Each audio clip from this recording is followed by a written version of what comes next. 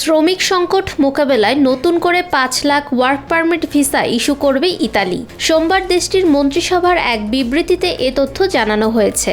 বৈধ অভিবাসন চ্যানেল সম্প্রসারণের কৌশলের অংশ হিসেবে ইতালি এ সিদ্ধান্ত নিয়েছে।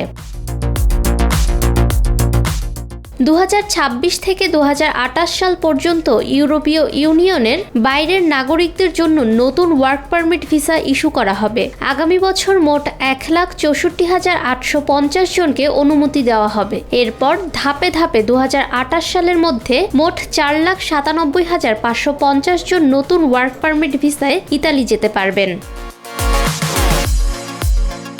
প্রায় ৩ বছর আগে ডানপন্থী জোটের প্রধান হিসেবে দায়িত্ব গ্রহণের পর থেকে প্রধানমন্ত্রী জর্জিয়া মেলোনি ভিসা নীতি সহজ করে আসছেন। বিপুল বিদেশি শ্রমিক নিয়োগের এটি তার দ্বিতীয় পদক্ষেপ।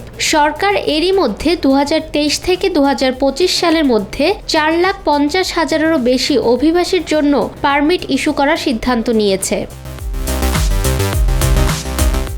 বয়স্ক জনসংখ্যা এবং হ্রাসপ্রাপ্ত জন্মহার ইউরো অঞ্চলের শ্রমিক সংকট তীব্র করে তুলেছে। তাই ইতালি সহ বহু দেশ ভিসা নীতি সহজ করে দক্ষ শ্রমিক প্রবেশের অনুমতি দিচ্ছে। ফাহমিদা বিনতে আনোয়ার, নিরপেক্ষ।